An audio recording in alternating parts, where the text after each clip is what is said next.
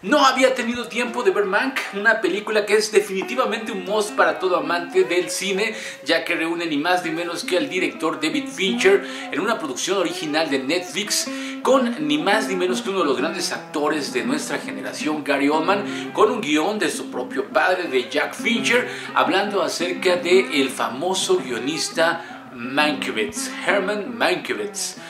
mejor conocido como Mank, y por supuesto toda la historia que había detrás de la creación del guión del Ciudadano Kane, una de las más importantes, quizá la mejor película norteamericana realizada jamás. Y bueno, pues ya lo hice y hoy quiero platicar de ella con ustedes aquí en la sala de cine.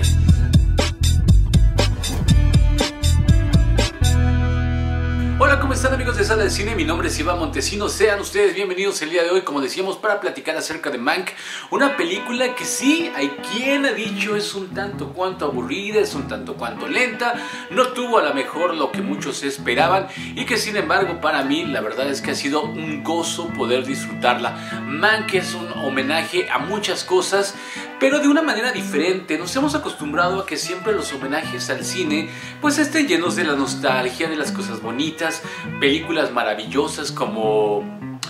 Cinema Paraíso, por ejemplo, estas cintas que realmente te muestran la parte más hermosa del cine, y en este caso vamos a ver más bien la parte difícil, la parte complicada, tras bambalinas, y sobre todo la visión de un guionista. Jack Fincher, el padre de David Fincher, le había propuesto este guión en los años 90. Él acababa de realizar la película The Game, una de sus... Todas las películas de David Fincher son muy buenas, pero bueno, a mí me gusta muchísimo The Game, a pesar de que no es una de las que tiene mucho jale. Y en aquel entonces pensaba llevar en el papel principal a Kevin Spacey y Jodie Foster. Pasaron un sinfín de cosas y finalmente incluso el padre de David Fincher, Jack, fallece, y pues es en el 2019 cuando por fin puede llevar a cabo esta producción, llevando, como decíamos, en el papel principal, en uno de sus más grandes momentos, a ni más ni menos que Gary Oldman, llevando el papel de Herman Mankiewicz, este complicado guionista, un tipo aguerrido, difícil, alcohólico, la verdad un tipo con muchas capas, con muchas sensaciones, justo en el momento en el que en medio de una situación que le sucede cuando tiene un accidente que lo obliga a estar convaleciente, pues es contratado ni más ni menos que por Orson Welles, el chico maravilla en aquel entonces, que había sido contratado por la RKO para hacer su ópera prima, y decide pedirle entonces a este guionista que sea quien se encargue de realizar esta historia, dándole carta abierta, pero pidiéndole por favor que desaparezca de los créditos, que sea una especie de escritor fantasma. Además de tener a Gary Oldman, tenemos a Amanda Seyfried y tenemos también por ahí a Lily Collins, la chica que se hizo muy popular gracias a esta serie también de Netflix, Emily in Paris, que la verdad acá está irreconocible, acá sí nos demuestra que es capaz de actuar y de hacerlo bastante bien. ¿Qué es lo que ha provocado que de pronto la gente no disfrute del todo la película? Bueno, pues a mí me parece que quizá esas cosas que van en su contra para el gran público son los grandes aciertos que tiene, y es que David Fincher va a abandonar un poco su estilo clásico de dirigir, de llevar a cabo una película, para meternos no en una película ambientada en los años 30, sino una película realizada como si fueran los años 30. Y obviamente las narrativas y la manera en la que el público va percibiendo estas películas pues es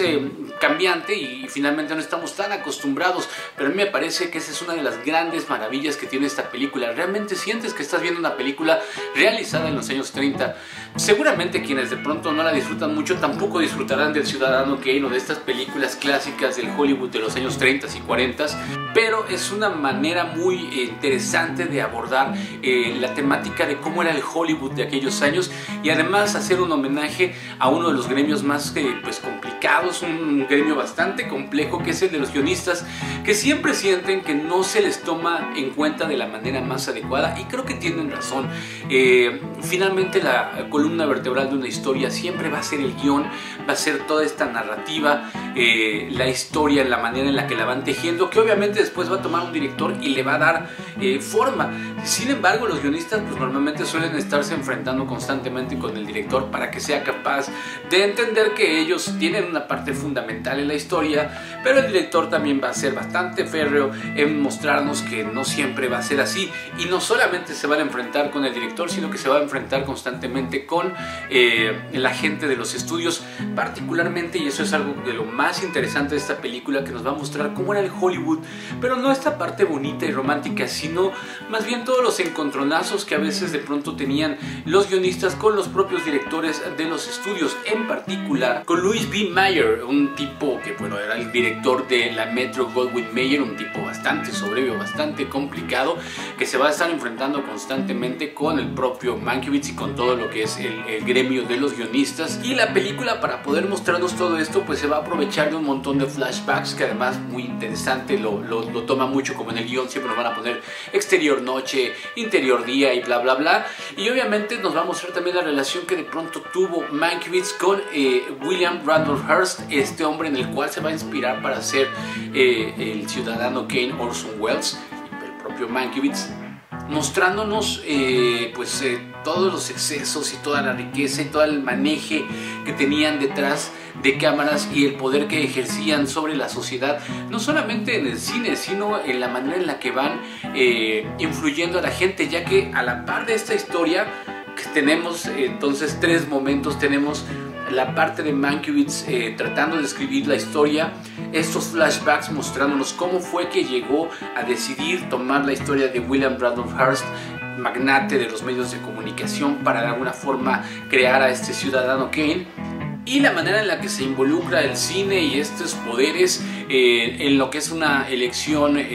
para el gobernador de California, en donde obviamente, esto es muy curioso, sucede lo mismo que está sucediendo ahora, dos bandos como siempre, republicanos contra demócratas, los republicanos tildando a uno de los candidatos, a Sinclair, de ser un tipo comunista, de ser un tipo que va a destruir todo el sueño americano, y bueno, pues también cómo se van creando las primeras cintas de propaganda, seguramente influenciados por esto que estaba sucediendo en Europa con las cintas de propaganda que realizaba Goebbels para el señor Hitler. Acá vamos a ver cómo también se utiliza el poder de los estudios para convencer a la gente de votar por uno o por otro, el poder de la mass media, y finalmente todo eso va a redundar en la creación de este guión que va a terminar entregándole a Orson Welles, pero al final de cuentas dándose cuenta de que es una gran obra maestra lo que ha escrito, exigiéndole que sea incluido su crédito. Hay una discusión muy fuerte con Orson Welles y finalmente a la postre terminaría siendo Mankiewicz, Mank, el único que se llevaría un premio Oscar por esta película, por el mejor guión. La verdad es que la película es deliciosa en muchos sentidos. Como decíamos, está filmada como si fueran los años 30, transcurre con esa misma parsimonia que se hacía en las películas en aquel entonces, incluso el audio se percibe como de estas películas viejas. El blanco y negro que utilizan es muy similar al que existía en aquel entonces. Tratan realmente de recrear cómo era el Hollywood de aquel entonces, e insisto, no mostrarnos la parte bonita, sino mostrarnos todas estas cosas que sucedían dentro de los estudios y que ejercían un poder, y cómo estos estudios y sus películas iban influenciando, por supuesto, la opinión de las personas. Además, el papel de Amanda Seyfried como Marion Davies, esta mujer que es pues la esposa, amante, compañera de William Randolph Hearst, la verdad es que también nos va mostrando un poco cómo era el manejo de estos tipos de poder frente a sus chicas, a las mujeres que les acompañaban en sus chaladús, en sus mansiones, en sus viajes, en sus ideas, en sus momentos. De verdad, yo entiendo que de pronto a muchas personas les haya parecido un tanto cuanto aburrida. Es cierto, no es una obra maestra, pero de verdad es un must para todo aquel que se considere fanático del cine. Reunir a David Fincher con Gary Oldman, la verdad es que ha sido un agasajo. Actoralmente es maravilloso, sobre todo en la parte en la que él está convaleciente. Cuando vemos estos flashbacks lo vemos como este tipo, insisto, aguerrido, cínico, difícil, complicado, que se va a enfrentar a todo el poder de los estudios, y cuando lo vemos convaleciente es un tipo que está tratando de no perder su esencia y de seguir luchando por mantenerse a pesar de las condiciones tan complejas que tiene, enfrentando un alcoholismo y el aislamiento, y por supuesto a la figura preponderante de Orson Welles. Vamos a ver prácticamente nada de Orson Welles, vamos a ver más bien la historia de Mankiewicz para llegar y redundar en finalmente cómo fue capaz de este Oscar. Y insisto, Jack Fincher lo que hace es un gran homenaje a los guionistas, que bien merecidos están. Siempre hablamos de quién dirigió la película, quién actuó, y muy pocas veces caemos en cuenta de que debemos de darle un poco más de peso, mucho más peso, a nuestros guionistas. Para mí es una película que tiene sus 4 cojines, bastante recomendable. Sí, de pronto se vuelve un tanto cuanto larga, un tanto cuanto tediosa, sobre todo para los estándares que estamos acostumbrados el día de hoy, pero de verdad, véanla, vale muchísimo la pena. Si ya la vieron, platíquenme cuál fue su parte más apasionante, la parte que más les gustó. A mí la verdad es que me sorprendió mucho cuando empezaron a meterse en el tema de las cintas de propaganda y de cómo pues estas fueron influenciando en las votaciones, y cómo va esto a ocasionar que quien es seleccionado para dirigir estos cortos propagandísticos tiene un golpe muy fuerte, ya que se está enfrentando obviamente a su propia manera de pensar y de sentir, y la carga, por supuesto, de darse cuenta de que está influenciando en el futuro de un estado o de una nación. De verdad, muy buena película. Muchísimas gracias por habernos visto el día de hoy. Mi nombre es Iván Montesino. Les agradezco profundamente a la gente que se está suscribiendo a este canal, a la gente que comenta, que nos deja un like. Es un placer platicar con ustedes. Espero que poco a poco vayamos creciendo un poco más. Si te gustó, de verdad te agradecería que comentes, que nos dejes un like, que te suscribas y que formes parte de esta sala de cine donde hablamos semana a semana de aquellas cosas que nos apasionan. Gracias por vernos el día de hoy. Bye.